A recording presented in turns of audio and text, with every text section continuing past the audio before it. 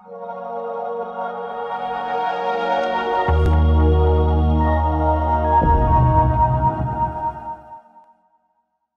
partir de 10 ans, la deuxième phase de chute des dents commence. Les canines du bas, molaires, molaires du haut, et en dernier, vers 12 ans, la molaire définitive donc du haut.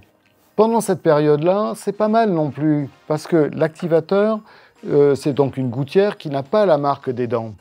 Donc elle peut chevaucher les dents, même les dents de lait qui sont en train de bouger au tombé, ça ne nous gêne absolument pas. Mais je pensais que d'un âge idéal, c'est avant donc que les dents chutent, puisque la bouche est censée être prête à recevoir les dents qui arrivent, quoi. Donc ça grandit avant, la mâchoire est grande, les dents grandes arrivent. Après 12 ans, donc toutes les dents de lait sont tombées. On passe à 28 dents, et jusqu'aux dents de sagesse, 18-21 ans, il ne se passe plus rien.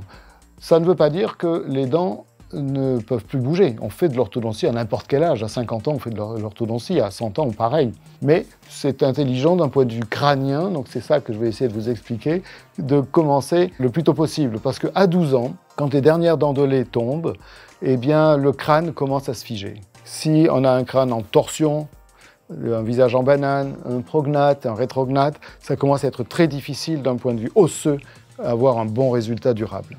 Donc la sortie des dents de lait et la formation du crâne, évidemment, tout cela se fait en même temps. Chaque os du crâne grandit en changeant de forme. Voilà. Le crâne ne grandit pas comme un ballon qu'on gonflerait. L'occipital, il grandit en partant en avant, les temporaux grandissent en rotation antéro-externe, le frontal, les maxillaires vont grandir, et la mandibule va se fléchir, donc l'angle goniaque va devenir de plus en plus petit.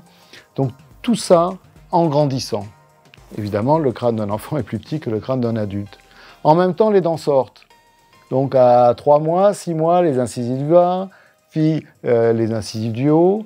Donc cet enfant qui tétait jusque-là, à partir du moment où ses dents se touchent devant, il a un sentiment de testeur, eh bien il s'assoit. 7 mois, l'enfant, 8 mois, il commence à s'asseoir et il se balance. Et là, avec ses doigts, ça libère les mains et il commence à prendre des objets.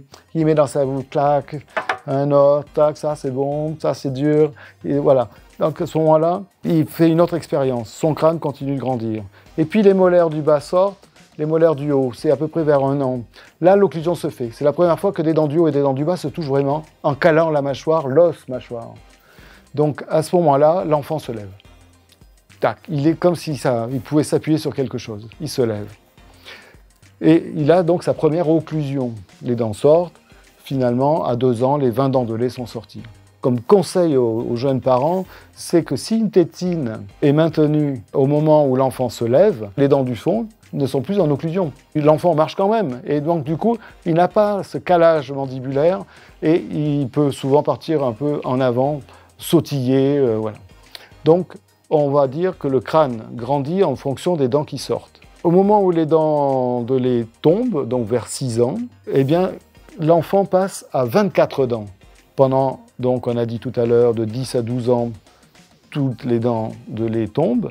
À 12 ans, les dernières dents de lait tombent, les grosses molaires sont remplacées par des petites prémolaires, ça nous laisse de la place, les dents de 12 ans sortent, deuxième molaire.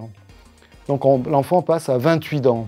Donc nous faisons évoluer nos activateurs, 20 dents de lait, 24 dents, 28 dents, voilà. Le travail est assez simple pour un orthodontiste fonctionnel. N'importe quel artiste qui fait du dessin de visage sait que les proportions d'un crâne d'enfant ne sont pas les mêmes que les proportions d'un crâne adulte.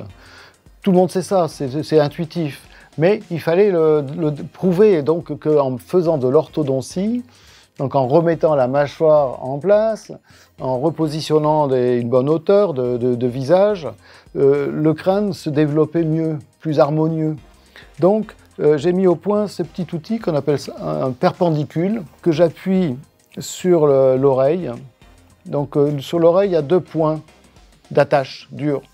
Il y a le tragus et il y a la commissure externe des paupières. Donc, j'ai choisi des points fixes, reproductibles. Donc, j'appuie mon perpendicule ici, dans l'axe des trucs, je pose et je regarde quel est l'angle entre le pointeur et la commissure. Les crânes sont souvent en torsion parce que la naissance n'a pas été facile. Il y a des plagiocéphalies, Donc ces plagiocéphalies sont des ancrages, des collages de peau sur le crâne qui fait que le crâne se développe mais en ayant une contention ici, ça part en vrille. On a les torticolis de naissance, choses comme ça. Donc tout ça suit et nous informe que le crâne part en torsion, en side bending, en flexion trop grande, en extension. Voilà, on a toutes sortes de strains, on a toutes sortes de descriptions de crâne qui sont réelles. Mais il fallait encore montrer que ça pouvait nous aider pour faire un diagnostic. Et donc, avec ce perpendicule, je fais mon diagnostic en regardant les dents, si c'est les décalages des milieux, et en regardant si les oreilles sont décalées aussi. Donc l'oreille fait partie de l'ATM, c'est la représentation de l'os temporal. Et l'ATM, l'articulation temporomandibulaire, qui est juste devant. Donc si ici, une oreille est plus décalée dans un sens que l'autre, on peut effectivement avoir une torsion au niveau des dents. C'est ça notre travail. Et notre travail, c'était surtout de montrer qu'en faisant l'orthodontie, parce qu'on fait de l'orthodontie, on a de la chance, on peut faire de l'orthopédie dentofaciale, on repositionne la mâchoire. Et en repositionnant cette mâchoire, donc avant 12 ans, avant 14, 15 ans, voilà, c'est ça les recherches en ce moment. On se dit à quel moment cette forme de crâne se fige, telle.